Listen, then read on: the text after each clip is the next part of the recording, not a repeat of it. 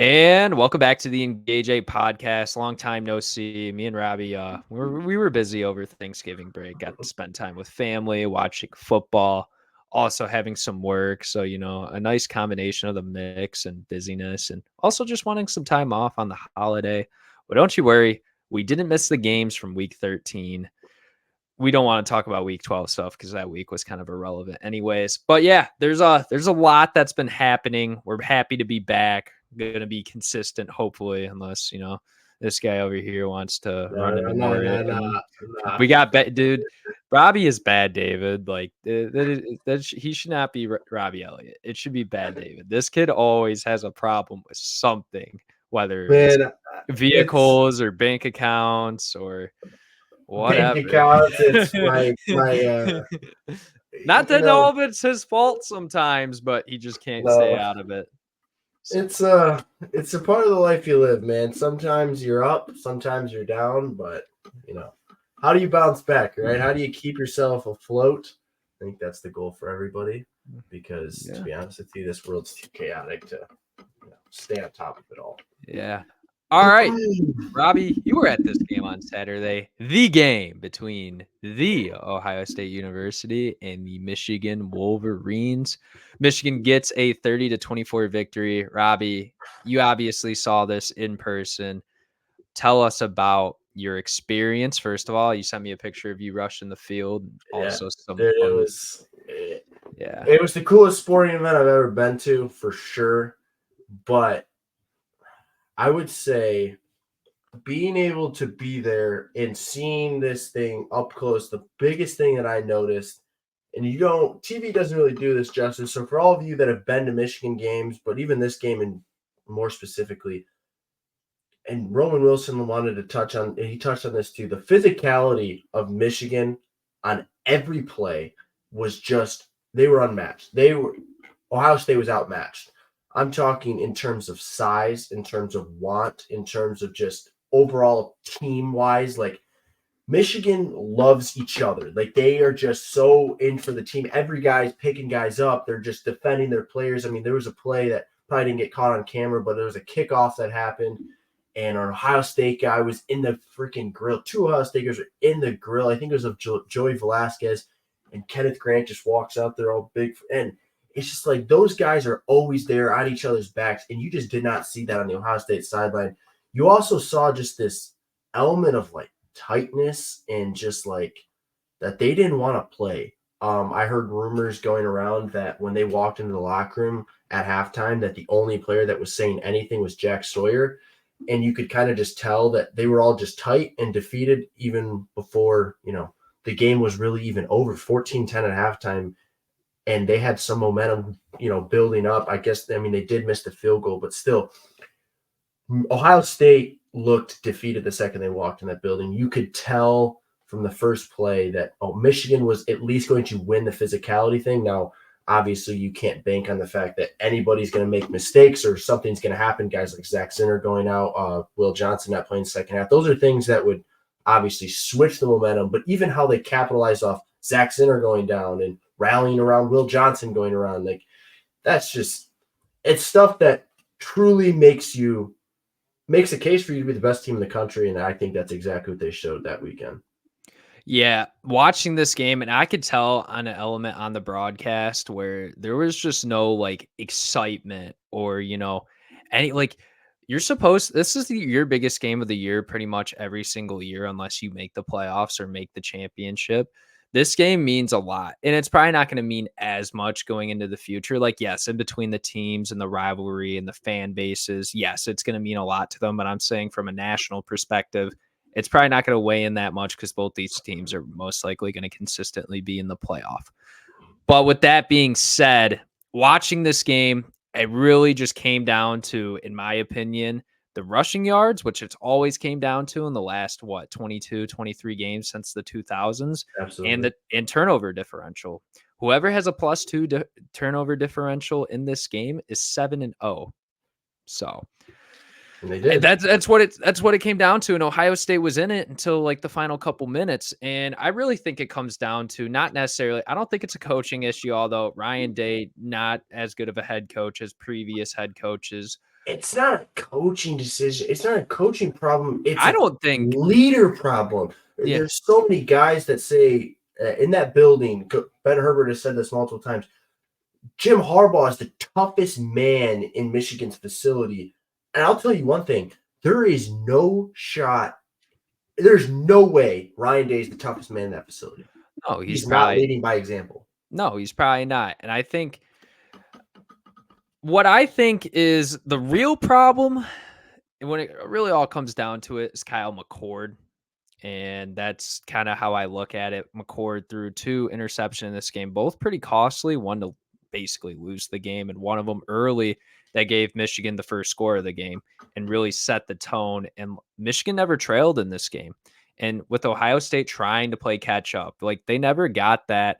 Oh, this is where they could win the game. Yes, they had that drive where they ran it, 9, 8 times in a row, and they ended up scoring, which I thought that was like, I thought Ohio State's like, oh crap, they're showing that they can also play physical, which they did. To Ohio State's credit, they played a really good football game 90% of the time, but it's that 10% that they slipped up in. And you can make all the controversy happen with that call that happened on the field with Roman Wilson getting it. And this is kind of how I look at it. There's really no evidence to turn it either way, whether it was an interception or whether it was ruled a catch for a touchdown.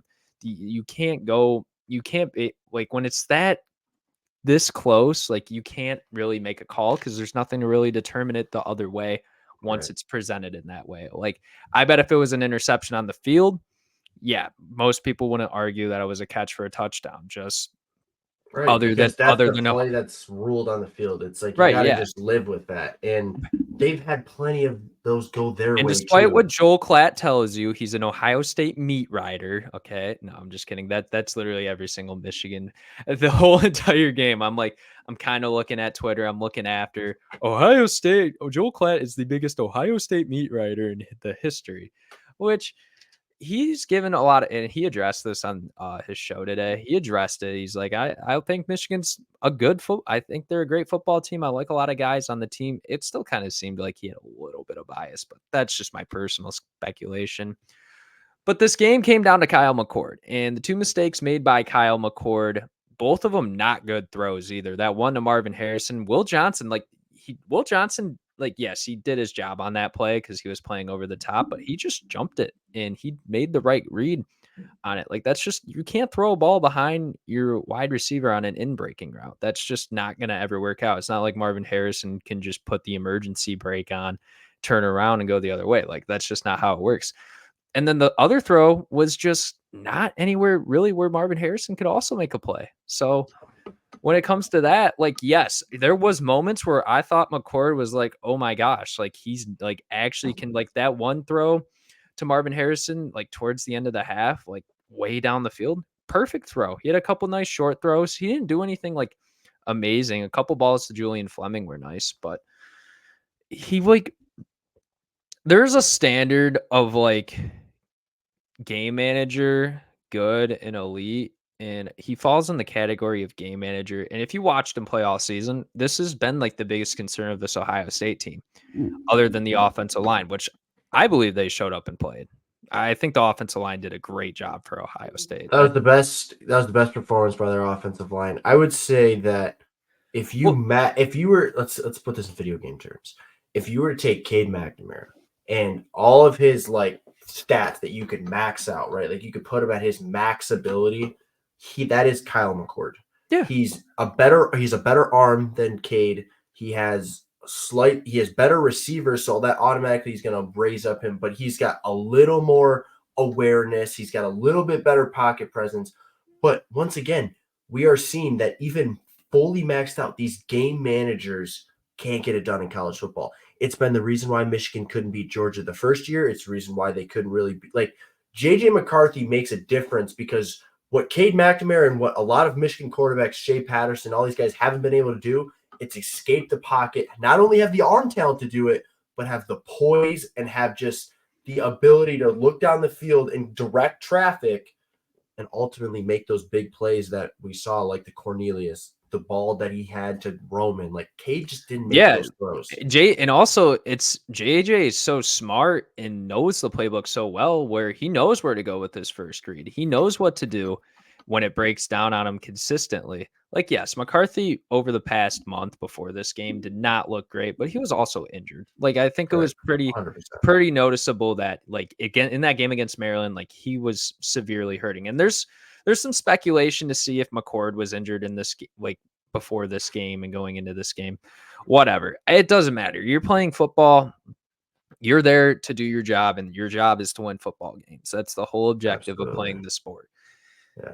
But like, Michigan was the flat out better football team. Like when I finished watching that game, I was like, the better football team won that game. And to Ohio State's credit, I think they're still a playoff team. Like, I still think they're good enough to get in and win. Like that, I don't think that's crazy to say. If you still have doubts about that Ohio State team, other than at quarterback, the other 21 players on the field were great. Dude, their DBs are so good. Yeah, their DBs are good. And they didn't generate a lot of pressure, but their interior played a hell of a game. Williams and Hall gave Michigan its first real rushing like attack challenge, like especially for the first 3 quarters. Like that was one of the most impressive things that I thought. I was like, oh, like these guys actually came to play, and Michigan they had a hard time moving the ball down the field for a lot of this game. Right. And just everything that was on the line. I mean, Ohio State truly, yes, Michigan beating Ohio State for the 3rd time definitely puts this program. There's a setback. There's some sort of setback, but they're still Ohio State. They're gonna keep their head coach. There's a quarterback that's gonna, Okay, can we talk about that, dude? Twitter people are crazy. You guys are so unrealistic. Urban Meyer, go back and look who Urban Meyer lost to. Go back and look. Coaches, no one goes undefeated in their coaching career. If there's a coach that like it took Harbaugh so long to beat Ohio State. Harbaugh was like actually had his job on the line the year he made the playoff. If he didn't make the playoff, he would not be the Michigan head coach right now. His entire contract was incentivized, meaning if you don't win, not only are you not going to get paid, but you will not be here next year. So for you guys to think that Ohio State and Ryan Day, he is not good enough to be the head coach after the only teams he's lost to is Oregon, Georgia, and Michigan 3 times. That's the only teams he's lost to. Yes, and Alabama. Wow, in the national championship. In the national championship. During that fake COVID year. This guy beat Dabo Sweeney and Trevor Lawrence. Oh, he did lose to Clemson once too in that 2019 game. Right. But still, like it's all like, elite football programs. Teams. And it's not like he hasn't won any big games either. Like that. Right. Like to go into Notre Dame, that was kind of a big win with the stakes of it and all that. Like you beat Michigan previously all the other times before. Right. You make it to the college football playoff. What? One. I'm just thinking in my head. I mean, three times against Notre Dame. And that Michigan State team that they absolutely mollywopped 2 years ago in 21. That was a good team. Yeah, Kenneth Walker was a little hurt, but that's a good team. Like that's a big win. If Kenneth Walker hurt or not, like they were literally the worst passing defense statistically in the country. And you still got to beat them. And Michigan couldn't, and Michigan beat them. So it's just like Ryan Day has done a great job. It's just that, and he puts it, Joe Clapp. He's 56-7. Like if you're gonna fire a coach for having that record, like you might as well fire every single football coach. Like, yes, what Kirby Smart has done is ridiculous. But before this whole like we're the best, we're going to be the best team and no one's going to tell us otherwise mentality. Like Georgia wasn't just this big walking SEC giant. No. And this team was a team that was getting dominated by Alabama. And like they had the Pastronaut beat them on a Hail Mary. Just remember that. Right. Which he's doing amazing things. Actually, I'm pretty sure their game against the Bears is not going very well right now from what I've read. But oh my gosh. There's just so much that I could talk about and touch on with the Ohio State fans. But think about the thing that I will say to shut them all up is like they had the opportunity of a lifetime. You beat Michigan, you illegitimize everything. Like that sets that program back years. Harbaugh's gone. I'm sorry, but it's true. He might still be gone, but he's 1000% gone because they get completely dismantled. They're frauds. Michigan is frauds if they lose this game because whether it was true or not, the sign stealing scandal proves to be something that they needed. They can't win with their head coach. And to be quite honest, like also Michigan doesn't get in. crazy transfer portal updates. I'm waiting though. I'm waiting to see Dante Moore or someone big. Someone huge is going to enter. I mean, I think the biggest name right now in is Van Dyke. But the last thing I'll comment on is Ohio State. You had the opportunity to absolutely dismantle Michigan, screw up this recruiting class. I'm telling you, kids would have left because every recruit that was committed truly needed to see Sharon Moore win this big game. Not only win this big game, but win it the way they did. Might, like, despite what everyone thinks, like there is a good possibility that Jim Harbaugh won't coach college football. Well, maybe not college football, but no, I don't know if he ever coaches college football again. He will be if he's not coaching. He will either be a Chains youth crew guy, or he will be an NFL head coach. Those are two very big career opportunities. Right, and for Michigan, it's like as bad as this sounds because Harbaugh's a Michigan man through and through. Watching what Sharon Moore did in that game and how, man, that guy looked like he'd been coaching that against those boys forever.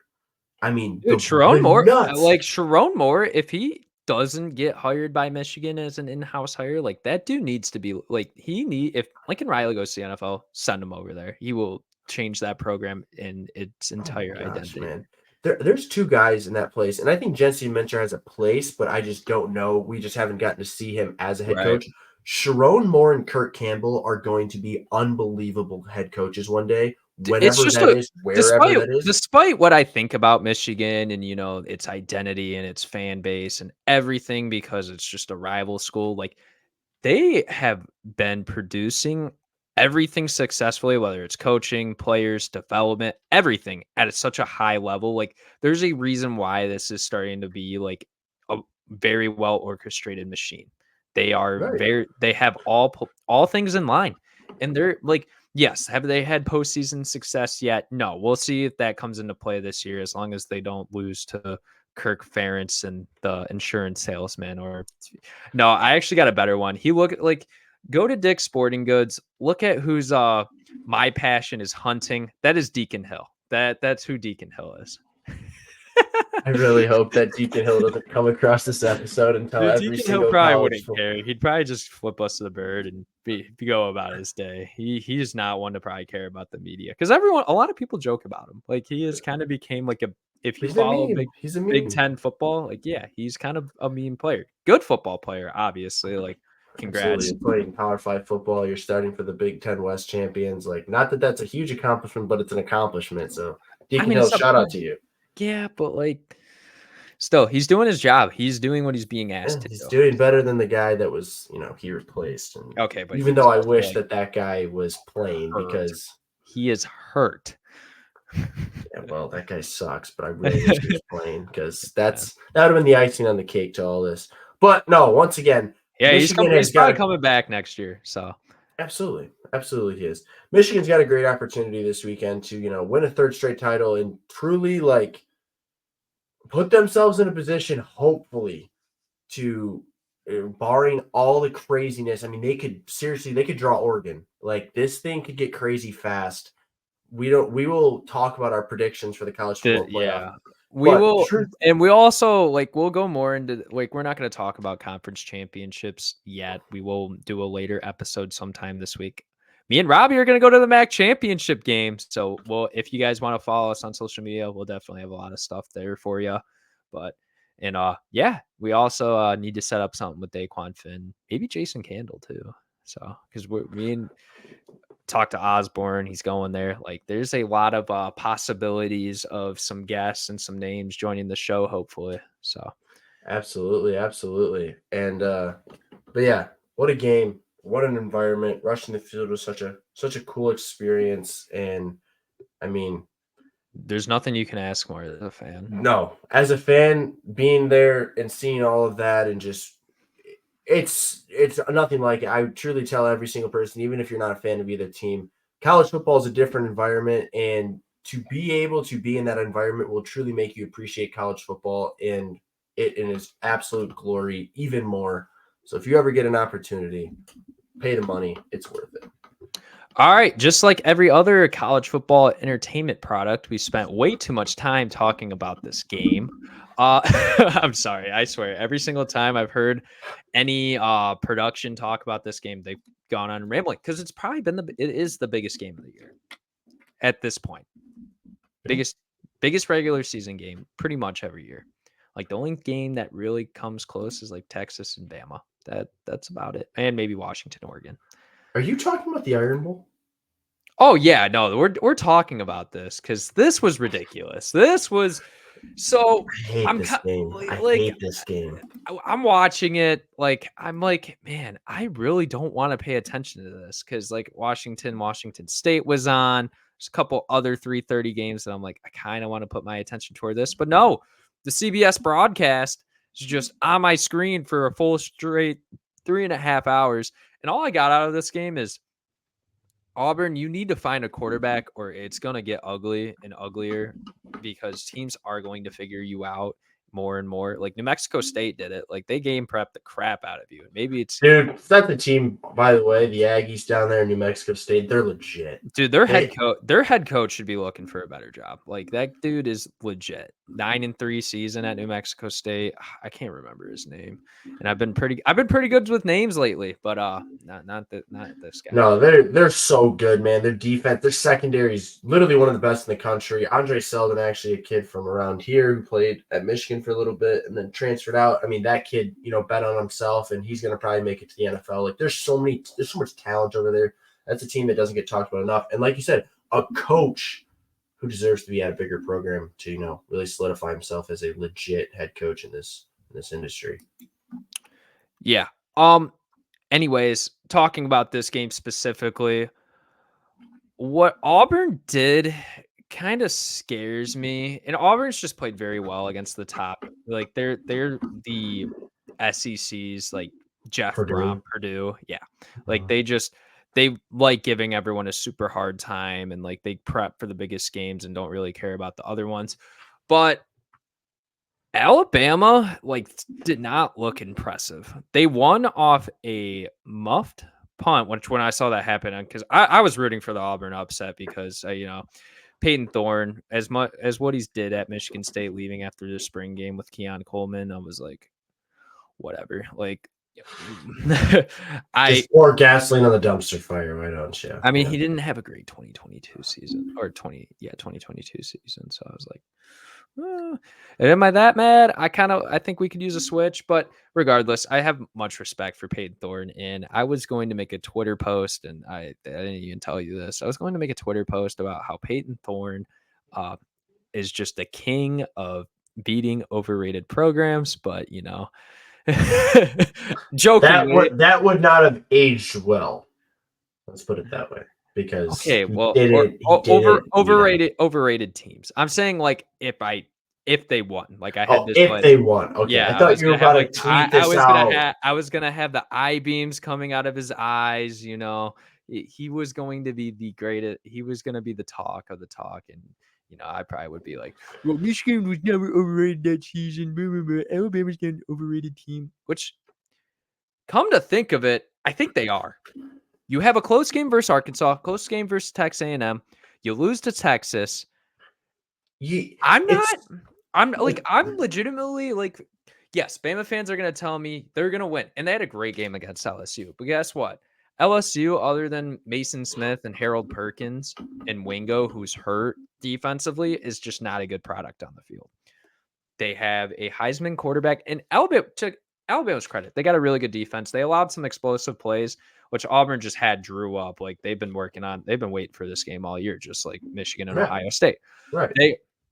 They have been waiting to bust out those plays, and they did it. They just got those fluky, explosive plays like they did against Georgia. It was very replicable. God, I can't talk. replicable. Yeah.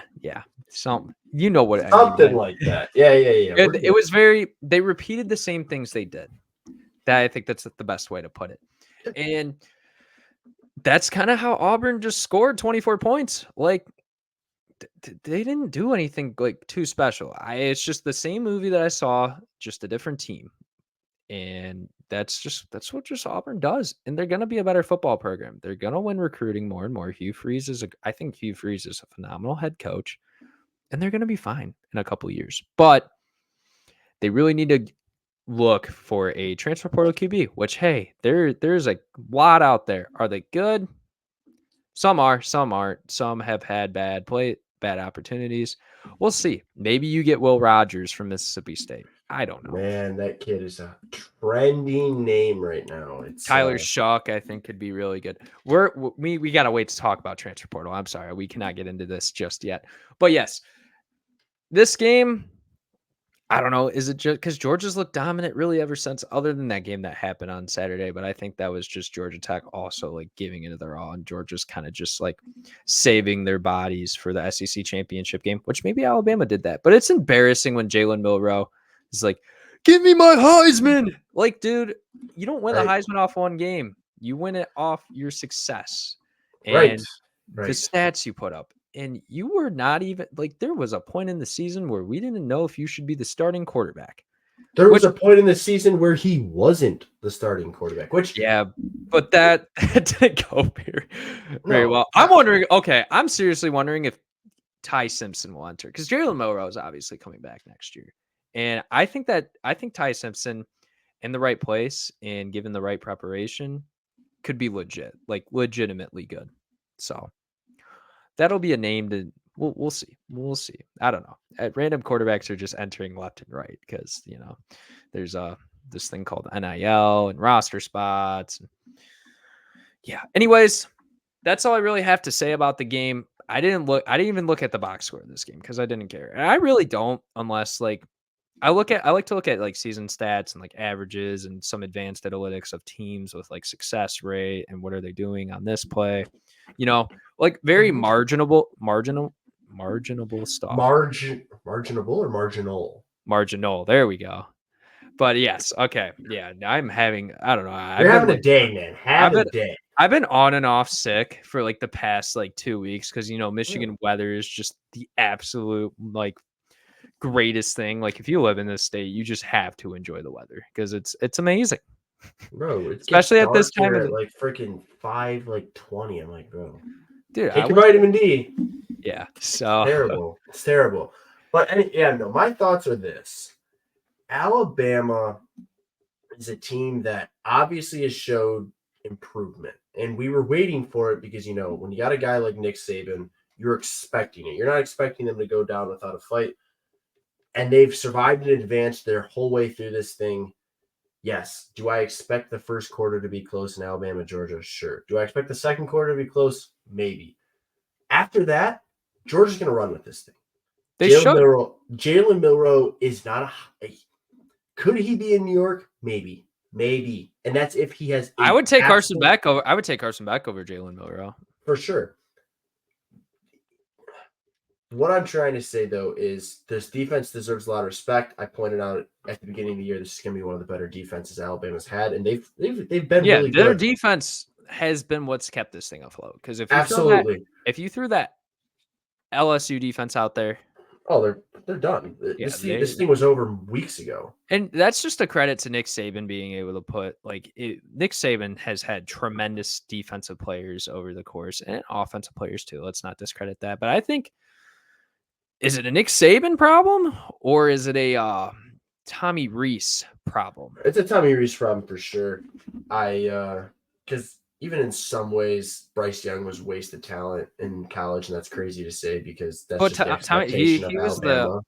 He was the offensive coordinator just this year, and Bill. Yeah, no. I think there's there's a couple issues. He's a Obviously, name that's Tommy getting Rees thrown came around. from Notre Dame. I've heard his name is associated with the Indiana and Duke job. So man, I've heard freaking John Gruden's name associated with yes. That is it's a trending rumor. This thing's getting out of hand. But yeah, I'm not going to get too much in my predictions. But everyone was going to Texas A&M. I wonder what the next place is going to be because there's going to be a domino that falls here that we're not expecting. It just happens every. Someone's going to come out of the woodworks, and we're just going to be like, "Oh, forgot that guy could be a head coach," and then it's just this whole thing. We don't even know what's going on in Boulder right now. Boulder is beginning to tumble. Deion's going to become like the analyst of like Georgia next year, and he's going to bring Travis Hunter and Shador with him somehow, and then Kirby Smart's going to magically have a stroke. Like, guys, the script is all out there. You just have to find it.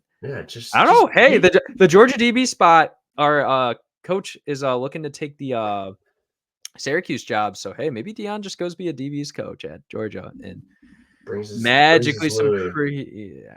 I mean, you don't really have to bring Louis there. I think you're Louis. No, Louis already there. You're Louis.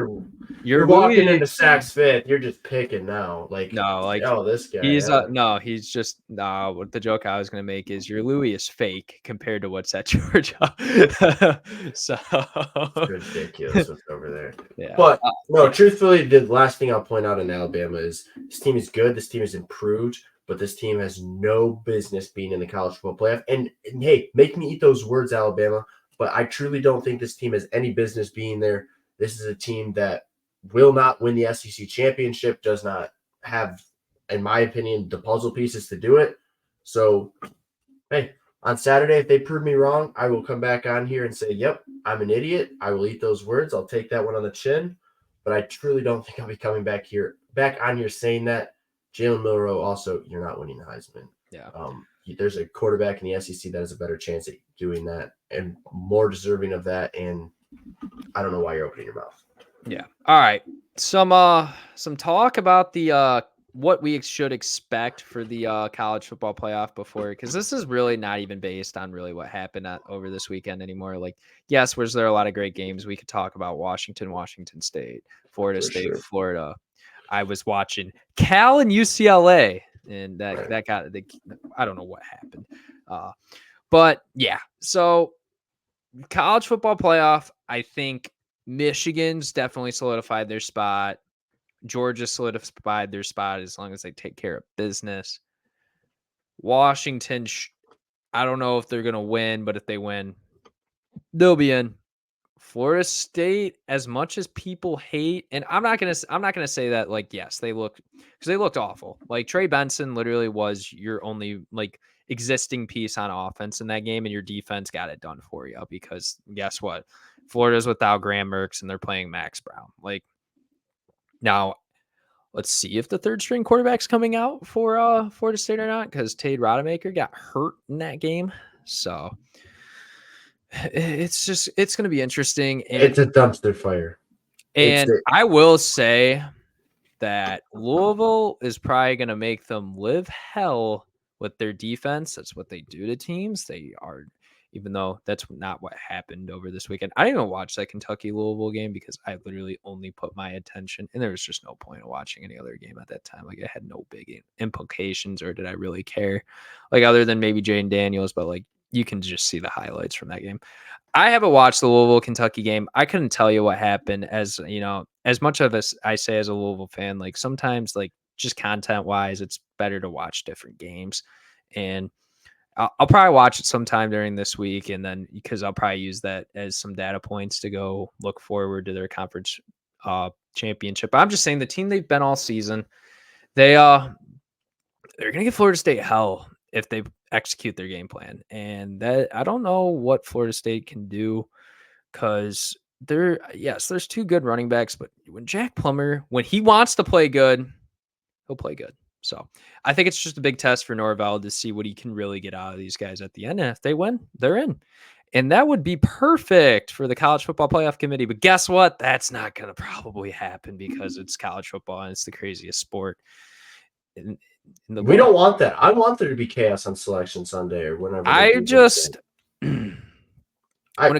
When it comes down to it, even though they're not going to get the respect because they don't play anyone, I really do think Texas is the best team out of all of them. Like, out of the one-loss teams. Oh, okay.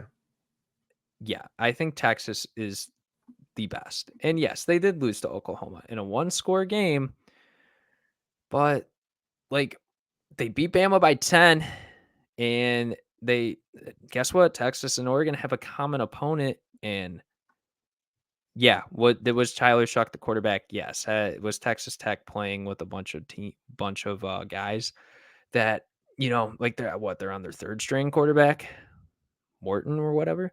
Like, but they mollywopped, and that's something they haven't done all year, and that's most likely due to the fact that Malik Murphy was out there. Quinn Ewers probably wasn't 100%. But hey, Arch got on the field, and Arch got on the field. I bet that's what they want to do in the Big 12 championship game, playing Oklahoma State, which that game's not going to be taken lightly. But I think schematically, they match up really well with Oklahoma State just because, Ali Gordon, where is he going to run when Tavondre Sweat's literally taking up two of Oklahoma State's offensive linemen? Will Alan Bowman, throw like 4 picks? Meanwhile, Oklahoma State almost blew it versus BYU too. Like, second overtime, you have to have Ali Gordon pull all the bag of tricks out of his ass. He's capable though, man. That kid is truly a special talent. Yeah, if he could switch that talent over to quarterback, Oklahoma State would be 12-0 and make the national title. But that's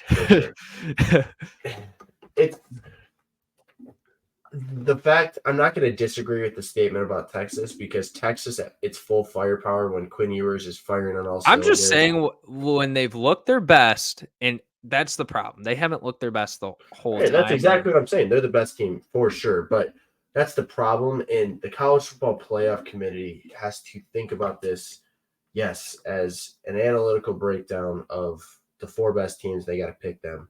But at the same time, you also eye test matters, dude. Like, I'm sorry. Yeah. It does. It really does. And if you disagree with that, then you should watch more football because it is very known when you watch, it's different. When there's a reason why they play games. So you can watch them. And so that way there is a product that the committee because the BCS system, there's a reason, everyone thought it was a little bit fraudulent and it wasn't the best because if you just go based off metrics, then don't have the games broadcasted. Don't let people watch it if you're just going to go that. Just post the results and go on about your day. And if that's how you look at the Heisman, then go on, look at the stats, don't watch any football, and go about your day. There's a reason why the games are played. There's a reason why they're broadcasted to the public because you need to watch the games to get a real perception on a team before you go look at the box score. I think that's how you really should look at things. And if you just look at the box score, like every single AP voter, then guess what? There's a reason why everyone criticizes the AP poll. People criticize the College Football Playoff Committee, but it's also one of probably the hardest jobs to have and be praised for because there's always going to be someone that disagrees with you. So just like anything in the media. But for sure, that's how it is. Yes, Oregon's looked really good eye test wise, but other than, I mean, I guess you can make the same case for Texas. Who has Texas really played? What? Alabama, Oklahoma in their third best win is what? I guess Kansas State, but they got mollywopped by Iowa State. Iowa State might be their third best win. Yeah, the Big 12 has good teams, but Texas has kind of had an easier path. But Oregon has played arguably an overrated Utah team all season, and they lost to Washington. They lost their biggest game. Texas won their biggest game. It's definitely it's a point of emphasis for sure. But the point I was going to make was, so you guys will also look at this, and the College Football Playoff has to, and they think about this. This is a business too. You got to be able to put the best product out there that's going to get the viewership. And I'm sorry, but obviously this scenario won't happen. Truthfully, I don't believe so. And if it does, there's going to be a lot of speculation, even though this is the last year where this format will be, taking place. But Florida State wins out. and wins the ACC championship. They're gonna make it. Like I know where you're going. I know Right, where you're and going with it's it. not the product you want, right? Because this is like putting Cincinnati in. It's guaranteed. Like they're not gonna beat Georgia. They're not gonna beat Michigan. So yes, that happens, but they have to be in. Now they lose, and they have this decision to make. Hey, do we put Alabama in or do we put Texas in? What does Florida State really have impressive on their resume? No, that's the thing. Is like that win against LSU, everyone thought was, oh my gosh, this is such a gaudy win. And now we look at it in the grand scheme of things, it's not. What's their second best win? Clemson? Clemson. It 100% is Clemson. And you can argue that like a team in the Big 12 or a team in the SEC probably better. I don't know. Clemson's actually like power ratings is just loved, like absolutely loved. I don't know why. They haven't really been that good all year, other than their defense. Parts of their defense. I won't say all of them. Their secondary is kind of questionable. Dude, Penn State would absolutely just destroy this Penn State or this Florida State team. They would destroy a lot of the teams. Right, and that's kind of where I'm going to get to it. Do you put Ohio State in? Like, I think that's exactly what I was about to say, man. In terms of a business perspective, if you're gonna make the argument for Oregon, you got to make the argument for Ohio State because you have to. Ohio State's got better wins than Oregon. Like, I think Penn State and Notre Dame are probably better than Utah. That's your best win for sure. So, for sure. And like that's what I'm getting at. Like, no one's gonna talk about it until probably like 2 days before when they realize. I guess Oregon State, maybe, but is Oregon State as a team to get in? No, I'm saying like as their best win. Like for Oregon. Now, if Oregon beats Washington, it's over, dude. Like that's the problem. Is because that is the argument over Ohio State. This is why, like, there's a path. If Ohio State fans out there's a path, but this is so hard because you have to sit there and chaos is going to ensue, though.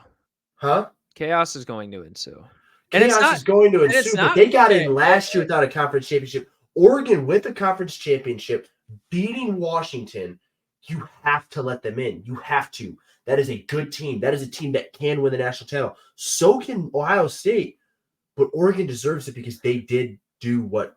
It's kind of unfair because they lose at the worst point in the season, even though, like, if it wasn't a competitive game, then it's different. I'm sorry, dude. That's how big this game is, and yeah. That's but like why what I'm this saying, game has to be played. What I'm saying is that if Oregon was to lose, and also Oregon still gets to play in a Pac-12 championship game, and this is the problem with divisions.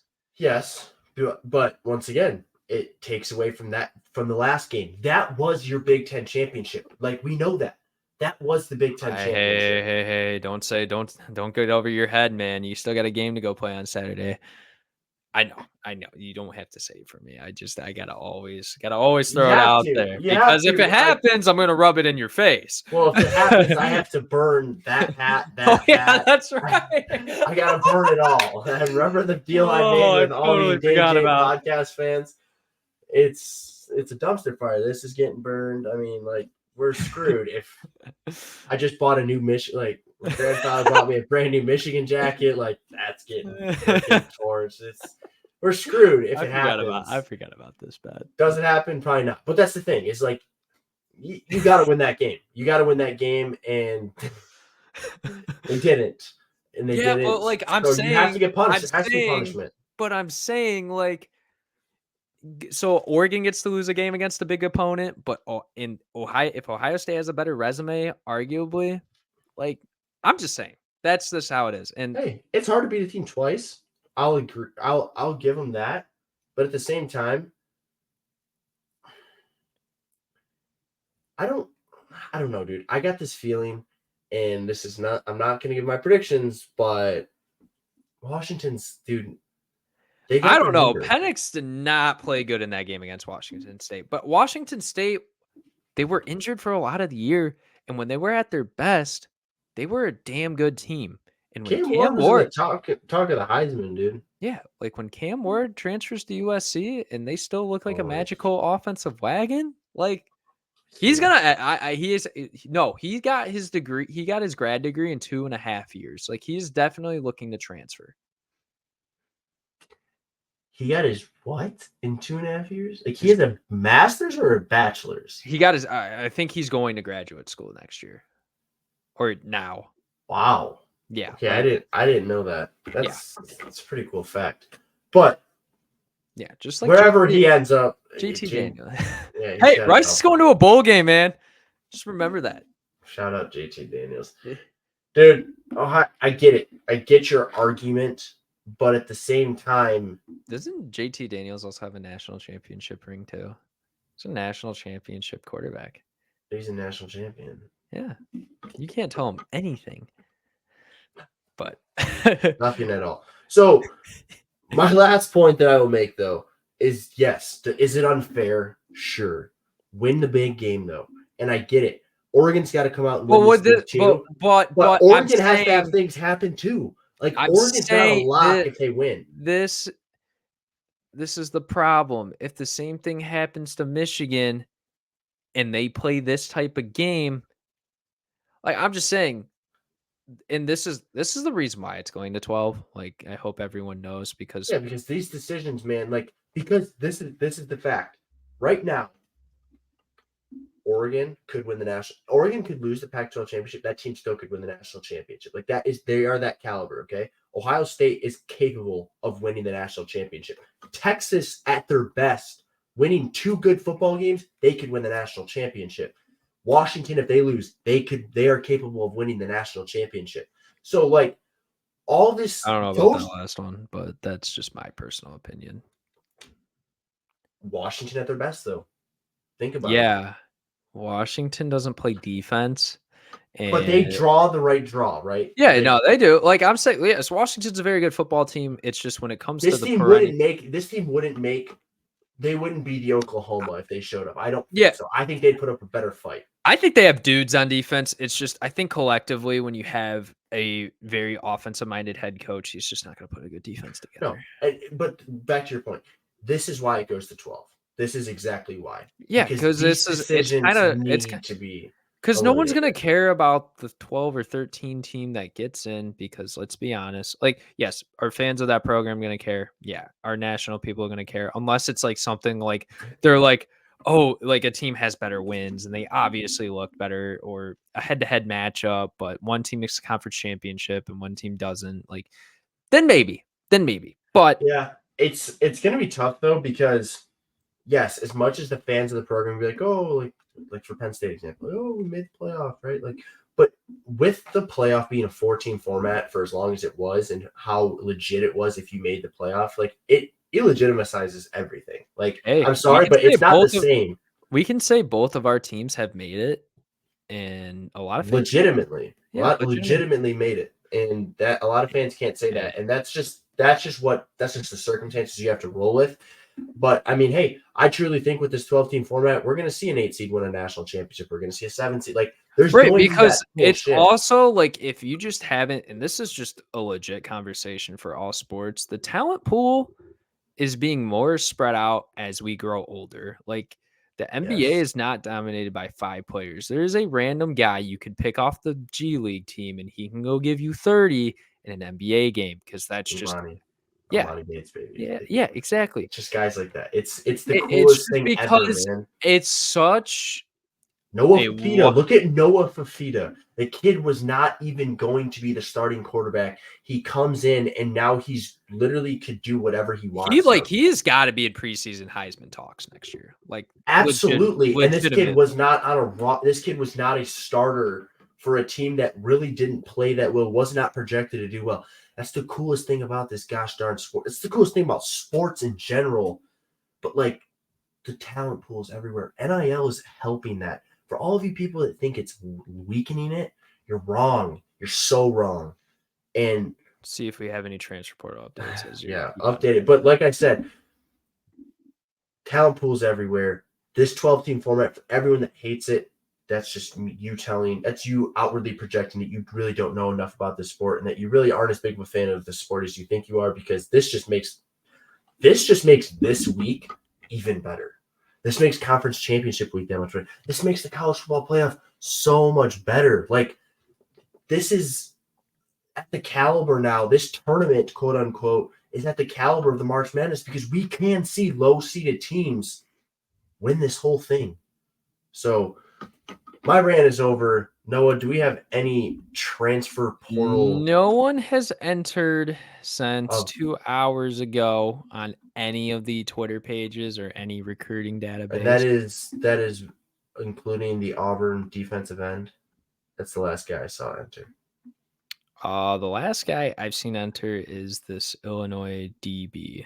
Or not Illinois, sorry, Indiana, Philip Dumin the third. So that's the last guy. Crazy to see, AJ Swan enter. Crazy to see Chris Tyree. Yeah. Okay. Let's go transfer portal first before we get to coaching carousel. So the transfer portal, right? There's guys even before this week like Tyler Shuck. Well, Rogers actually entered after the the Egg Bowl, which Ole Miss, they are the weirdest football program because you just never know what you're going to expect from them, other than they're not going to win super big games. Yeah, like it's a very interesting start to it because Tom Allen gets fired and a lot of guys from Indiana are transferring out. And I think Sorsby is probably the most notable name to come out of the Indiana program so far. And he is going to probably get a very good opportunity at a good school. Where is that at? I have no idea yet, but he'll figure itself out. There's always room to play somewhere. I think the best quarterback in the portal right now is Walker Howard. For sure. And he better be going to a team. He might go to like A&M. He might, like, if Elko doesn't bring Riley Leonard with him, like Walker Howard's seriously a legitimate name to consider for that. He might. You got to think Riley Leonard's going to A&M, right? I mean, after all he did, you got to think. Yeah, and he definitely should. Or go somewhere else. I don't know. I mean, maybe you see Walker Howard go to UNC. I think that'd probably be a good fit. I think you could see him also go to NC State. You could see him maybe go to like Louisville and take over Jack Plummer's roles. There's just a lot of good programs he could go to. He's gonna find somewhere to play. And that's just the end of it. Maybe he should go to Ohio State. He'd be great. I told you that this might actually correlate to something. I said Walker Howard is who Kyle McCord wants to be. And they might see that. Those guys at Ohio State. I don't think that type of quarterback is what Ohio State needs, man. Walker Howard's a big game guy. He won a Big 12 championship, for God's sakes. I hear you, man. I hear you. But no, was CJ Stroud a big game guy? He didn't win any of them. Yeah. I mean, I don't know. Dude, maybe there's talent and there's that ability to win the big game. Being a winner, we have shown is more. I think Walker Howard's. I think Walker Howard's not given enough credit, and seriously, I think so too. I agree with you. Maybe he goes to UCLA because they need a quarterback. So they need something over there. But Walker Howard, Oregon's probably a great spot for him too because Bo Nix can't come back. So, no. But yeah, I mean, like, I think he's the best guy in the portal. That's my personal opinion. Robby, do you have a different answer to that? For the best guy in the portal, I think Chris Tyree and Raleek Brown are going to be studs wherever they go. Yeah, Riley Brown is the most interesting name. Both oddly were running backs transition to wide receivers, but Raleek Brown, I think, is going to be the best guy that pans out so far, just in this like little, short stint of guys that we've had jump, and we're going to see more jump as teams lose. But I mean, Walker Howard, it's got to be Walker. That kid, Van Dyke's very interesting because when he plays at his best and really gives a full-hearted effort, like, that kid is legit. Yeah, I think Zeke Carrell also. Is a very Notre Dame center. Yes, Zeke Carrell is a guy that I want to see Michigan take because they're going to lose their center in Drake Nugent, and they've just continuously pumped out great transfer centers. I mean, Olu was now in the NFL with the Seahawks. Nugent's going to go to the NFL. And Zeke Correll is easily a guy that could be the next one up. Joe Moore Award finalist, offensive line. They've kind of struggled as of late, but they've also had some injuries to guys like Rocco Spindler and their other tackle. I think a tackle. Maybe it was another guard. But either way, they've been beat up. I think this is a kid that he's gonna make an impact wherever he goes. And this is an NFL talent in Trayshawn Ward. Possession. I think Trayshawn Ward's the best running back to enter the Kansas State running back. Elijah Green, you could argue too from UNC, but I don't know. That Duke defensive lineman that entered. God, what's his name? He's been pretty. He's like been a really good interior guy. I think he's listed as DL. Sorry, I'm like looking for names as we're going, but yeah, I mean, like there's gonna be a lot of quarterbacks. There's gonna be a lot of skilled guys, and me and Robby are gonna have a lot of individual tape to probably watch. For sure, absolutely. Yeah, and I you're think right. We're not going to sit here and speculate to who's going to enter. We're just going to kind of let it happen because I think it's funner. Right, and I mean the transfer portal is like something. It's the off season, man. Like it's something that like this is me our and Robby free are gonna agency. wake up. We're gonna wake up on like a Saturday when there's no college football, and we're gonna be like, oh crap, like what the hell are we gonna do now? And then we're gonna be like, oh yeah, that's right. Everyone and their grandma enters the transfer portal. Let's watch some film because you know that's what you do as a football fan, and. You know, like we're gonna see, like we're gonna try to find our hidden gems. We're gonna try to give you the best analysis. Like everyone's just entering today. We can only see and there's a lot of guys that just don't end up getting the opportunity or being put in the right spot. That we go back and watch their high school tape. We go back and watch these recruits that were 5 stars. I don't know how much of the fans of this podcast watch or follow high school recruiting, but I mean, someone who works for a company that all they do is cover high school athletics. Like I follow high school recruiting so much to the point where, like, when I see a name, like I couldn't even. There'll be names. I'll make sure they're known when they hit the portal, but guys that were just such high recruits that never got that opportunity at that school, or maybe there was a guy brought in that they didn't expect and that they hit the portal. It's like, oh, we got to watch this guy because this guy was unreal in high school. And there's also just guys that go to small high schools too. Like, right, exactly. It's gonna be a process, and that's just what it's gonna come down to. And 240 guys already entered. So I think last year it hit over 1,000. There's going to be guys that are going to enter more late and be aware of the situation. Like I'm waiting to see that Oregon State backup quarterback enter. And, we'll see. It's crazy. 2 quarterbacks enter for MSU. I think like 3 offensive linemen. Darius Snow. Wigginton, Keyshawn Blackston already committed to Arkansas and entered like a while ago. Like, even though it's technically not open, but like whatever. Well, no, remember. Yeah. That's right. I forget. Mm-hmm. But like, they're gonna get kicked. They're not gonna play anyways, so I'm not worried about it. And that is a perfect transition to the coaching carousel, because I think I wouldn't say Michigan State's made the best hire so far because I'm a huge Mike Elko guy. And when the Michigan State job first became open, I was like, Mike Elko. Okay. Yes, I made a lot of urban jokes along the way. That's what you have to do as being entertaining and being fun. Like this is not like the most like informational, put our tie on, like me and Robby are in sweatshirts and a t-shirt. I'm wearing a First 4 t-shirt right now, which is one of the best sporting events to go to, by the way. Absolutely. And me and Robby definitely got to go and date. Oh, we're going, dude. Okay. We're going. All right. I know people who live in Dayton, go to school in Dayton. Shout out Colin O'Rourke. We're going. Okay. And it's going to be a good time. Yeah. Whatever that means. Hopefully Robby doesn't do something super outlandish. No. It's a business trip, baby. We're standing on business. This kid, man, he is, he might end up streaking across Ford Field on Saturday. And I just don't know about it until he does it. It's always an interesting situation what can happen with this kid.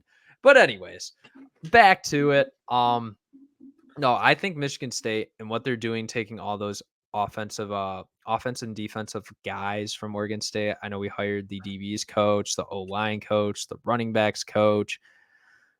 I want to say I think the tight ends coach as well. Like just all these position coaches coming from Oregon State, because Oregon State, like, let's be honest, they're going to die out and not be anything probably in 5 years. Like, because they're one of those teams that's going to have to relegate a little bit backwards, which means you get a little bit less money, and they're not going to have the same resources that they did in the Pac-12, if that stays a conference or not, depending on what they want to do with these Mountain West teams and whatever.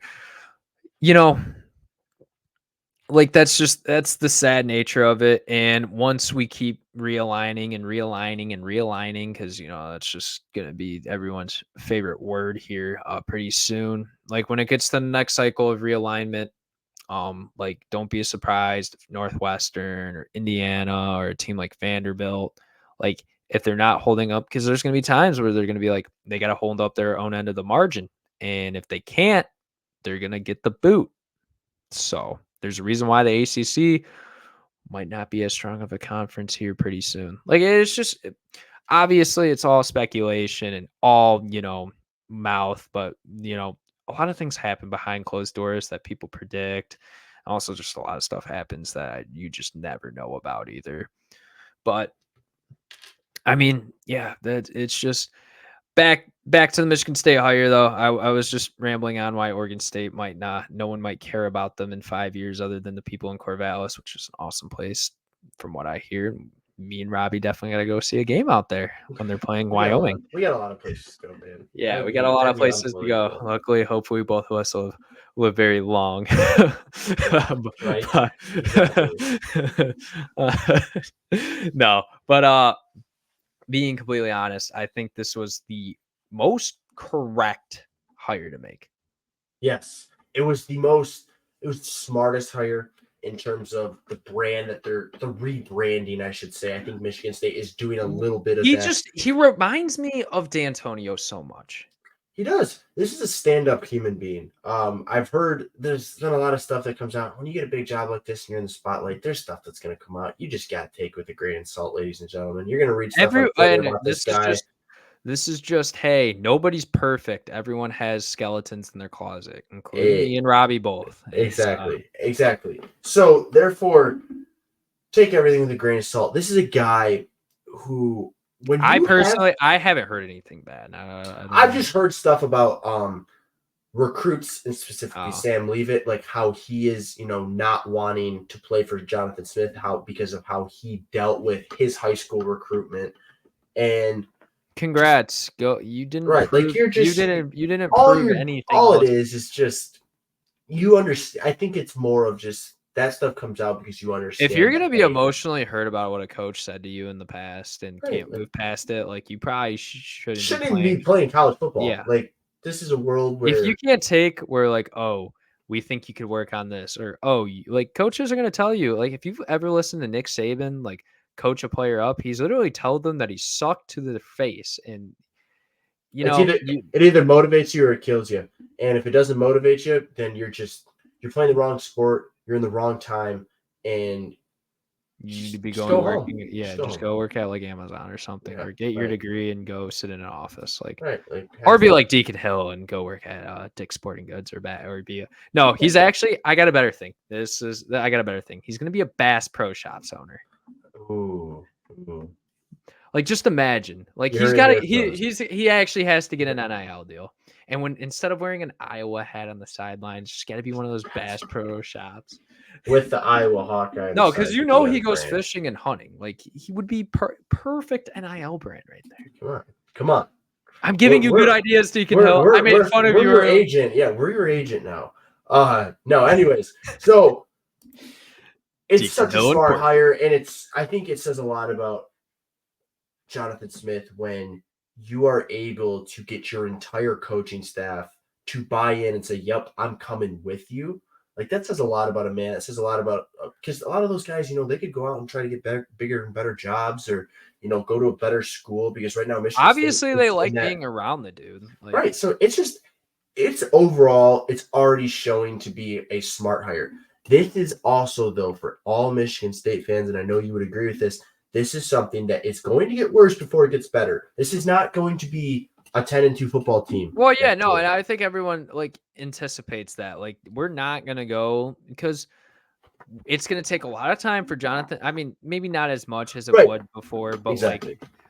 I'm saying I don't think there should also be an expectation of immediate success. Like we had one of the worst things. If they go 7-5 next year, 8-4, dude, that's huge. I think there's potential there. Obviously, absolutely, man. It's a lot different.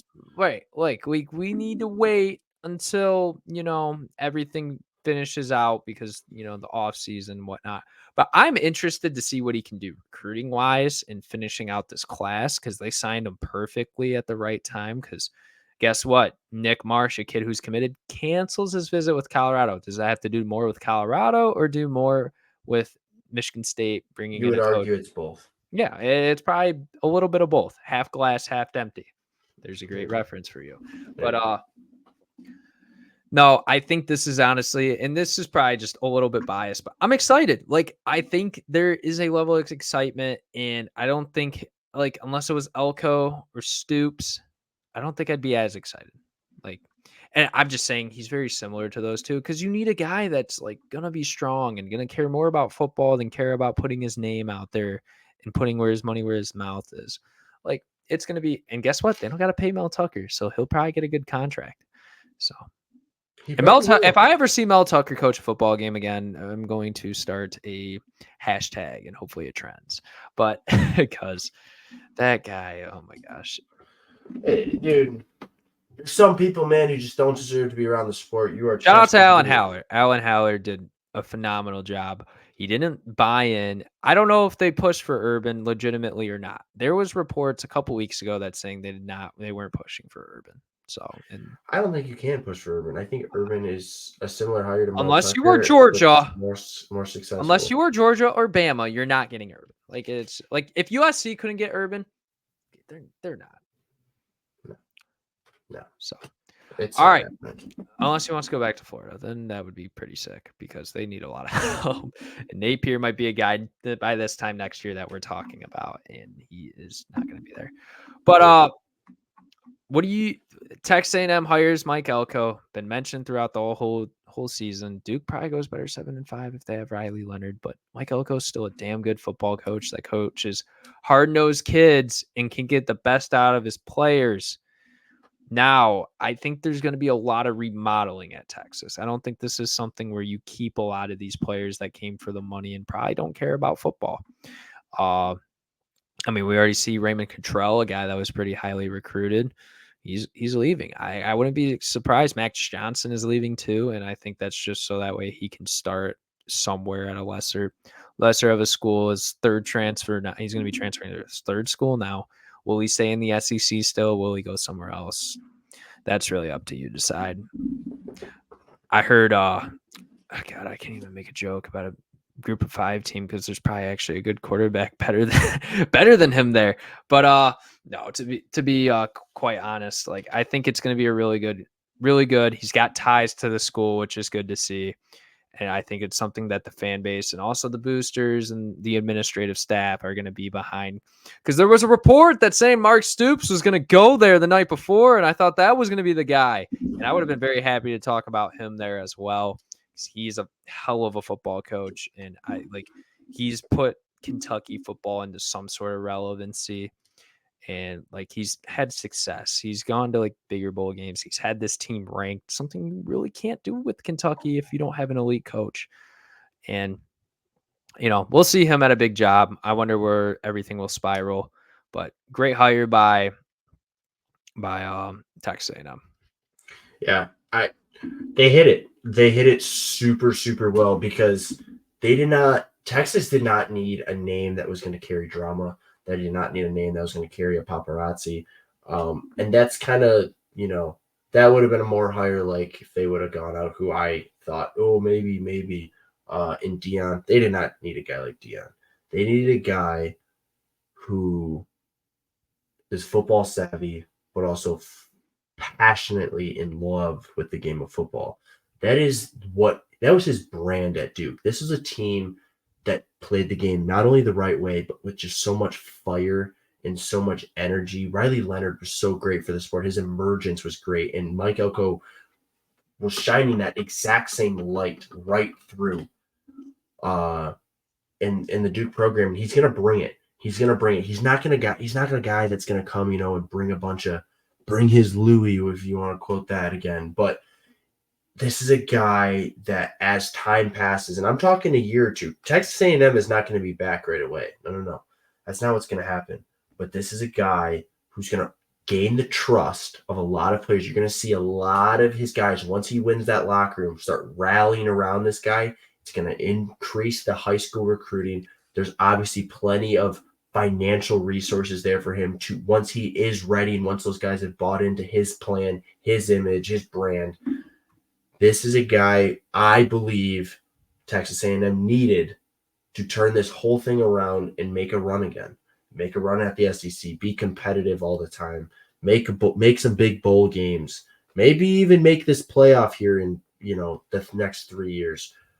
It's not going to be beautiful right away. It's not going to be some unbelievable Cinderella turning into just, oh my gosh, look at this team. Nope. But he has the talent to make that for sure. Riley Leonard, if he plays at the level that he was playing at Duke with receivers like Evan Stewart and the guys that they could possibly land, because that's another thing too, is I'm talking down on Mike Elko like he's not some big name in college football. Duke took the college football world by storm. Everyone does know Mike Elko's name. Everyone knows Riley Leonard's name. If you can get some of those guys over there, if you can get Leonard and maybe some of the other notable guys from Duke, I truly think that there will be a lot of guys who follow. And once again, there's a lot of resources at Texas A&M. You're also playing in the SEC. This is a fan base that just loves college football. The 12th man at Kyle Field is it's an unbelievable atmosphere. I want to go there so bad. And to see them get an influx of transfer portal guys would make me want to believe, too, that this team could turn around faster than I'm giving them credit for. However, I think Elko is going to need a year, but we'll see. I don't know. It depends what he can do with the talent there, what guys he'll attract to the transfer portal, because he'll get guys that might have been like 4 stars or good on the teams that they are, but they want to win a national championship. And guess what? Texas has the resources to go and compete at the highest level. Absolutely. And I think it could be interesting. Maybe, like I said, maybe you bring a guy like Walker Howard, who's pretty damn good, but you're never going to win a national champion. Well, I won't say never, but it's a very slim possibility you're going to win a championship at Kansas State. Bring him to Texas A&M. He's a great quarterback. Like, that's what I'm saying. And I think, I wonder what Wegman does. I wonder if he's going to be a guy that transfers or stay, because I think that guy was legitimately good before, he got injured this year and they had to turn over to Max Johnson. But, and the only other position that got filled over this weekend is Jeff Lebby, the Oklahoma offensive coordinator, to Mississippi State, which just Dylan Gabriel transfer there because he followed Lebby did from UCF to Oklahoma. So it'll be interesting. If Dylan Gabriel stays, does Jackson Arnold transfer somewhere else? Maybe he'll go to Texas A&M. So, it's all just speculation at this point. But I think Lebby to Mississippi State, I think there's something you have to do. Offensive mounting guy, obviously, but when Mississippi State's had their most success, and like I said, probably not going to be a team that wins the national championship unless they have a crazy turnaround and all of a sudden they have money falling off trees. But of course, I don't know. Apparently, there's a photo of Arch Manning in Starkville. But I don't know. It's all speculation. They also tried to Photoshop Jamie Chadwell there in Starkville. Even though when you're in a coach's interview, you don't go to the campus. There's this thing called Zoom or hotel rooms or conference rooms outside of the campus. Man, there's so much of that stuff, and it's just like truthfully, if a coach were going to meet in person with an athletic director or whatever it may be, whoever's sitting on those interviews, guys, these guys have so much money. These programs have so much money. They're going somewhere else. They're going to another state. I mean, truthfully, like, you are not going to know where these guys are and where these meetings are happening. Like you There's said, a reason there's why. there's Zoom, but there's also just like, these guys have so much money, man. They could be doing these things in a resort in Cabo, like, for all we know. Like, that's just how it is. Yeah, they want to take a 2-day vacation during this. Right. Like, I got a little interesting news for you. We're talking about the coaching carousel and just the impact that these guys can have on their programs right away. Tight end coach for now, Michigan State, Brian Wozniak, is already looking at getting an in-state target in the state of Michigan that is committed to another Big Ten school, actually reigning for my alma mater, Clarkston High School, Brody Cozen, who's I believe he's 6'6". This kid's super athletic. I've heard of the name, yeah. Go look up the film, but apparently Mr. Brian Wozniak he's making a hard push to get this kid to come over to Michigan I think State. Paradicek, though, could be great. So absolutely, and but this is the type of stuff you want to see. Yeah, you want to see all that don't know. He might go push for Pearkerson. Right, like, there's so many guys in this state that he has access to now, and the fact Just that the whole Midwest in general, and like absolutely, even there's so many guys. Michigan State, if you looked at the trajectory with Mel Tucker, and I wonder if Jonathan Smith's going to do the same thing, is they've recruited a little bit more nationally, and I'm wondering if that's but I don't like. They're not going to get the big time recruits like that. They'll get one here or there. Like, there'll be a guy that you're like, oh shit, like he's going to Michigan State, like program changer. I don't know. Maybe we see Bryce Underwood just like absolutely, put an 8th team in there and be like, I want to go play for this guy. I don't know. After watching that game yesterday, he's got LSU written all over him, but he's got LSU written all over him. Absolutely. But there's a guy that played on the other side of him that you would love Isaiah to Marshall. Yep. You would love to steal that there was jokes all over Twitter that after watching that performance, if Jonathan Smith isn't sitting in South Bend-T's parking lot waiting for those buses to arrive, to give him a handshake and say, hey man, I got a program that I'm building. And people are half right on that. That's a talent that you really don't want to slip away. There's another guy in this place that's committed to a MAC school who you could easily attract, in my opinion, say, hey, you want to come play at a bigger program and really, be the key piece that we build around. Well, that's the thing you would get with Childs. Like, I'm saying, like, Jonathan Smith, this is the type of quarterback Jonathan Smith's going to have to get. DJU's athletic, and he put that on display this year, despite whether you watched Oregon State or not. But no, like, we need, like, if you look at the traditional Michigan State quarterback, it's typically a guy that can move around in the pocket a little bit, but he's going to want to sit in there and make the throw. He's not going to scramble typically too much. Like, I think that's done because Jonathan Smith, I don't know if you've watched Oregon State the last 2 years. They had this guy named Damian Martinez and also have another guy named Deshaun Fenwick, and they look pretty damn good running the ball because they put their offensive linemen in places and they recruit spectacular athletes at the running back position. If I was Nathan Carter, I'd be excited as hell. If I was Kenneth Walker, I'd be pissed that I'm not playing for this. I didn't play for this guy in college. Like, that's just the type of stuff it is.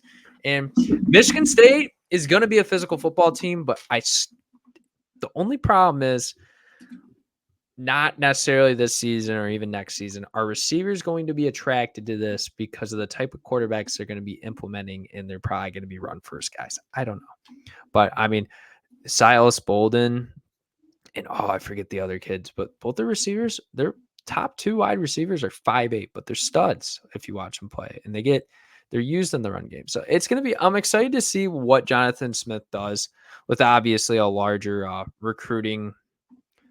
What is this? How do I want to put this? Just they're at a bigger recruiting opportunity. He's going to get higher rated recruits at Michigan State than what you would get at Oregon State. Listen, I'll put it this way. With this hire, with the recent success of Oregon State and Michigan State being a bigger brand than Oregon State was. Michigan State's so weird. It is. It's a low level large market team. It's the best way that I put it.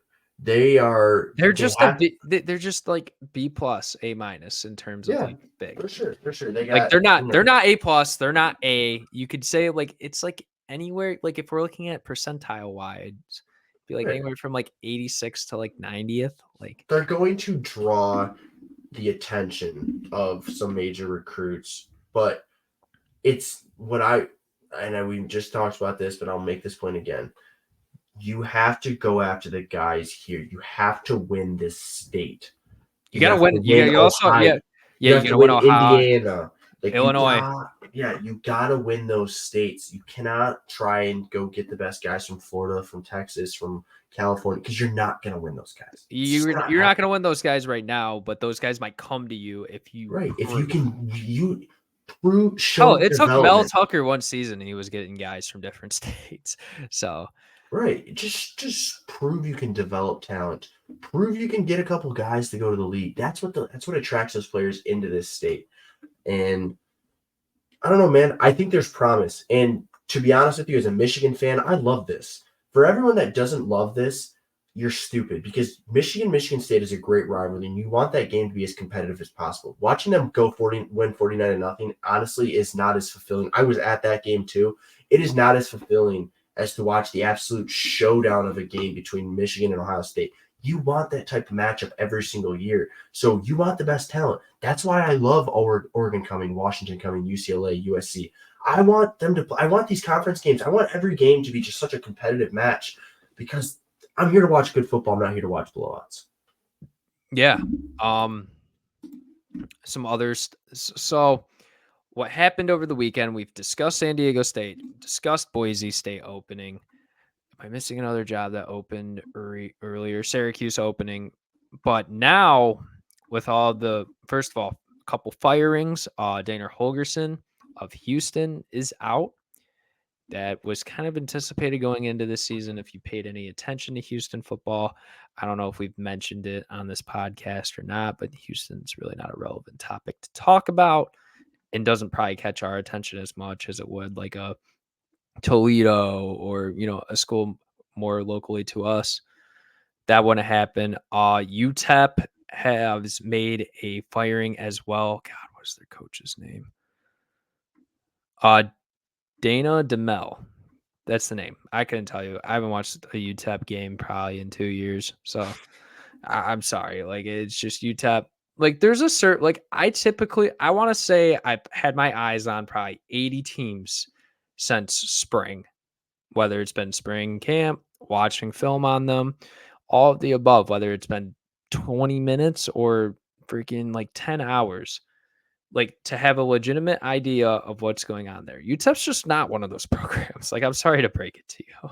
Like, they're just not, like, if you cover UTEP football, I feel sorry. And if you are a fan, I'm more sorry. They had Aaron Jones. Yeah. Like Aaron Jones. Yeah. That's what they're known for. And then Indiana with Tom Allen, team I've actually watched this year. I don't know if it's necessarily a smart decision to fire him, because if you're Indiana, you have to pay. They only have to pay him 15 now, not 20. So I guess that's better news. But like, you've had your most. They've made 4 bowl games. I think it was 4. It was 4 or 6, either or. They've made like 4 bowl games in the last 30 years.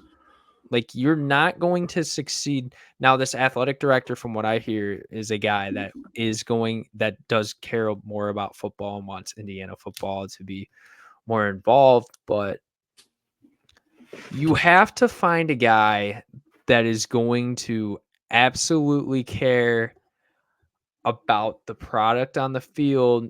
I think you go young here and you find someone that's hungry and willing to make a big name for themselves and create a story and get attention on his name, because you benefit the program by doing that, because if they get more revenue, whether it's through their contract with the Big Ten and, the ratings of their games and like the excitement, if you get a national award from a player on defense, or, just like all these things that kind of like, I guess like it's a little bit of an unwritten incentive almost. Like, if you do that for that program, that's a big thing for them. And you also probably get a very better job pay wise somewhere else too. So, but like you're really like you don't have the fans' expectations like crazy high. Like Nope. it's kind of a low risk, low reward. I mean, I would say low reward. I think there's an opportunity for there to be yeah, a but high and big reward if you can, like knock off some teams and but is Indiana going to do that? That's my thing, and I don't think so. look at what they had. I mean, I get it. It's generational type talent in terms of, Michael You Penix, would but they right, almost did it with but Penix. DeBoer and Grubb were there, and those are guys that like you probably wish you fired Tom Allen for, but I don't know. It's just I want to see who's in place, and they've had a lot of guys enter the portal, like a lot since Mhm. since he got fired. I thought Tom Allen was a fine coach. I don't like I said, you just don't expect anything from Indiana. So No, there's no expectation, but there's a lot of opportunity to be a pretty decent team. yeah, and I mean And obviously Duke and Oregon State open. We'll see what happens with those. for I'm sure. excited to see what Duke does because I think there's something to build off here. Your your other athletic programs generate a lot of money, and there's a way where you can get a little bit more resources. It's a very nice place to live. You can build a brand there. I'm excited to see what happens. It's like I'm very excited because, like you said, there's there's the needles moved, the expectation needles moved there, and there's an opportunity to really really get something going. just take But the next step. There's a next step to be taken. yeah, there is like I mean, you can do this at any program. Like, you know, it's not like you can't just like get the best of the best. Like obviously if you live in Texas or you live in California, like yeah, it's probably gonna be a little bit easier to get resources and whatnot. But you can like Ann Arbor, Michigan is not a big city whatsoever. Is it a very, prestigious university? Yes. But has Michigan sucked and people didn't care about football there for a little bit at times? Yeah. So, people probably didn't, no offense to Devin Gardner, but people did not probably care about Michigan football if you're a casual, if Devin Gardner was your starting quarterback. Like, Brady Hoke, the head coach. yeah, there's always times where programs are going to be down, and there's always times when programs are really going to jump up. So Yep. it's Yup, just yup, yup. And it's just a matter of we're gonna watch a lot of programs. This is once again the transitional phase of college football. It's the realignment or whatever you want to call it. We're gonna see those teams that have been sitting down here go up, and we're gonna see the teams that maybe been sitting kind of middle ground, like an Oregon State, like a Duke. Maybe we're gonna see based off of the it's a next two-way street. moves You're either go up or down. you don't there's something that I completely live by, and that one of my coaches preached. It's either you get better or you get worse.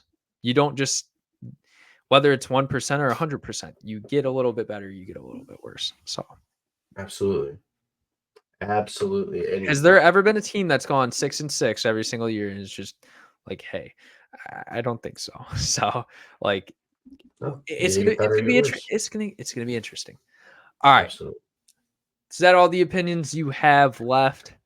As of right now, yes. And once again, we could literally be sitting here at this time tomorrow at 11:30 at night, and there could be so much more information released. This is going to be these opinions are going to keep flying, and there's going to be new things to talk about every single day. We are just at the beginning of this. I'm excited, man. The transfer portal, Make the sure college football playoff. nothing has came. I don't see anything. I've been checking to hopefully get a little bit of breaking news to release, but you got to think, probably not going to see anything the rest of the day. We'll probably get a couple big names to enter this week.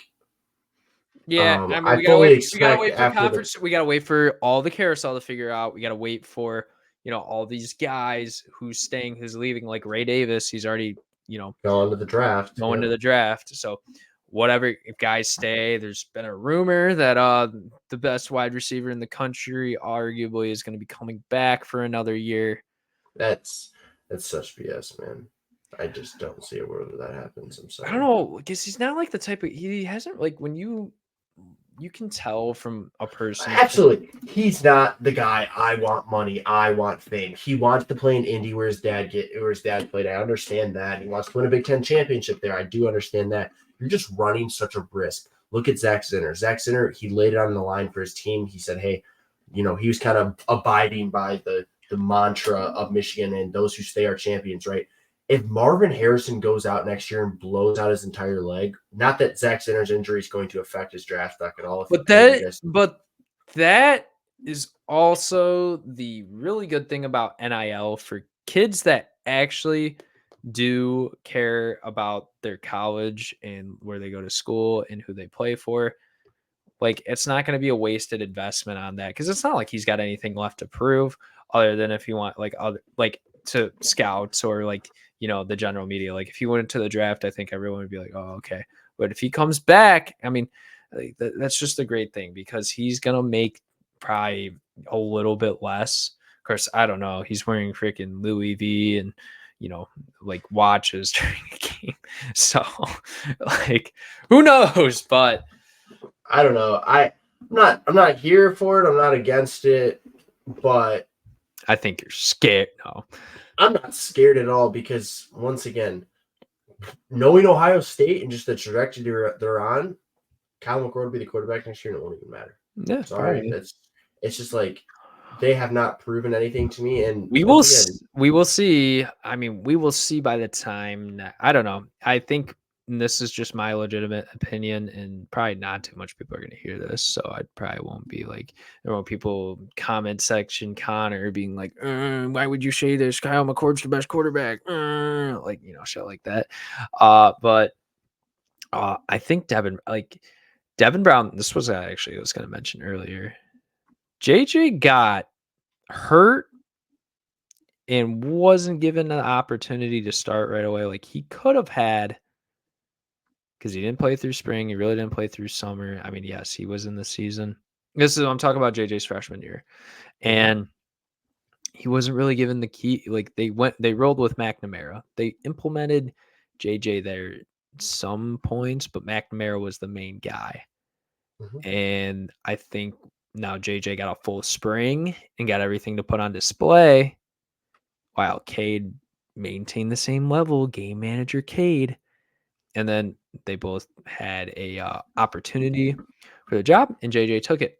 I think this is something because I think Devin Brown's an elite talent. Like, watch his high school tape. Dude, he's ridiculous. Watch him be able to open playbook and not just freaking putting his head down and taking a concussion and getting starting reps. Because that's the thing. He really hasn't prepared too much throughout the offseason. And that's a big time to build, not even just like on the field chemistry, but rapport off the field and everything, and not having to go through treatment and spending so much time trying to recover, not really being there with your team, actively. Like, it's a big thing. And I think that's something we might see from Devin Brown. And if this take makes it, guess where this is going to be? All over TikTok, Twitter, all these social media. It again. Yeah. Part two, baby. No, hey, I'm right here with you, dude. I think Devin Brown, I guess, like Noah said, guys, go watch the film. Like, this kid highlight tape is ridiculous in high school. And he's from Utah, and that's the only reason why people don't care because he played. And that's why he wasn't a 5-star. He played in a state where a pig farmer was. Like, right, like Zach Wilson came out of that state. Like, what do you have to say? Like, it's just stupid, man. These guys. I don't know if that's the best person. I mean, college success wise, yeah. No, I'm saying like they don't get a lot of respect because Zach, guys like, oh, who's the best player monitor? Like most recent guy that's proven, Zach Wilson. Like, exactly. Like, that's why they're not getting success. But he deserves success, or he deserves an opportunity to succeed there. And if they don't give him that opportunity, they will regret that decision. I truly believe Devin Brown is going to be somebody that makes a name for himself. And if they tell him he's not going to be, I think if you're Devin Brown, if you're not told you're going to be the starter, I would transfer. I would at least. It's not being told that you're going to be the starter because, once again, Kyle McCord went 11-1 in his first season. It's being told, hey, I'm going to give you the opportunity to win this job. You get beat, go ahead. See ya. If you want to leave, leave. But if you're not told that you're not even going to get the chance, yeah, I'm out. Yeah. Because once again, that kid, I would bet on if I had his abilities, I'd bet on myself all day long. Yeah, and he's also just a better athlete than McCord. I think he's got better arm strength. Like he's got the better tools. And I'm sorry, Kyle McCord. Like you're gonna be a great day 3 pick probably, and you'll probably be a journeyman in your NFL career. And good job, because guess what? You get paid to do that. So you get paid lots of money, probably too much money to probably some people. Yeah, but for sure. We're just gonna finish this thing out just with this because I don't hate ESPN. I do not hate ESPN at all. I think ESPN. I think the reporting, the people that it's just questionable, and this is evidence piece number 1. College Football Report tweets out ESPN FPI's top 15 teams. Oh yeah, I'll read you the top 4. Number That's 1, a Ohio computer State. index model. Number, like no one is number 2, Michigan. Number 3, Oregon. Number 4, Penn State. But what I'm saying is that that's an index model that's first of all probably outdated to use anyways, and the only reason why they use it is because they're probably lazy to not watch games. So, like, I don't know. I mean, no, that's not true. I'm actually been pretty. Other than that one Colorado State game, like the broadcasts that I've listened to this year have been like pretty good this year from ESPN. Overall, like other than the Peacock and NBC stuff, like I've been like relatively happy with the broadcast this year. There's probably been a couple here or there that I'm like, they can work on this. But that's just me being like critical, right? Like I think they do a good job displaying what's happening in front of their eyes because you're probably getting paid near $1 million to do it. So probably more. But no, I'm very, I don't know. I think like not that the college football season's over, but now that the regular season's over, like was there any crazy upset that happened that were like, oh my gosh, like no, like that just didn't happen. But I think in terms of quality of play, I've been pretty happy with college football this year. I think this season has been one of the most interesting seasons for these 2 reasons. One, we are at week 13 and we have completed week 13. And I don't know who the best team in the country is. There's an argument for 2 teams, but like there might be more. Exactly. I don't know who's going to be in the playoff. Like I really don't. And that's awesome. Right. And I think like there's just been a higher quality of standard that's been put in these programs, and there's just been a lot of like crazy stories, like not that they've all lasted, but Cam Ward being in the Heisman, Michael Penix was the Heisman favorite at one point. I'm trying to think early. Colorado was going to be freaking beating every single team and upsetting and making the national championship. Travis Hunter had the Heisman in his bedroom, remember? Yeah. It's just man. A bunch of fun stuff. Like, and even when you watch the teams like the Kansases, Kansas State, Iowa State, Illinois, like these like more middle of the pack teams, like they've been fun to watch. Like, I think the quality has just been better. And despite what you think about Big Ten West football, and I think that's like a lot of that is like there's been a lot of talk in the NFL. And might I remind you, I don't watch the sport. I couldn't tell you, but no. What I will say is what I've heard is that the NFL, there's a lot more mediocrity because there's a bunch of great, like you watch some of these defenses in college and watch some of these guys, like the quarterbacks are going to have a tougher time when athletes just continue to get better and better. So absolutely nothing more I'd add to that than that. So yeah. All right. Thank you for listening to the Engage A podcast. If you're still here, we thank you because it's been damn near 100 minutes. And I'm glad you think our voices or our faces are just that beautiful to listen to us that long. But make sure you follow us on all our socials on X, Instagram, whether it's the Engage 8 socials or me and Robby personally. Make sure to tell someone that, if they have any interest about college football, or someone's looking to get into college football, or hey, if they just like listening to two dumbasses talk, that's perfect. No, me and Robby, as much as we do joke around, we do really care about putting out good content for you guys still at the end of the day. We just want to, I think when you listen to a show, you want personality to be there. You don't want to just be like robotic and not be able to have any fun. And that's the problem with some of these people that do this stuff. They take it, not that you shouldn't take it seriously, but you need to you're never going to if you not be so wound up. Just Yeah. don't be so wound up. Don't be uptight. Be yourself. If you're going to just be yourself, whatever you do. Don't let anyone tell you what you should be and what you should do. That's just not a healthy way of living. Absolutely. So with that being said, thank you for listening. Subscribe, share, and enjoy whatever you're doing. Continue to enjoy it.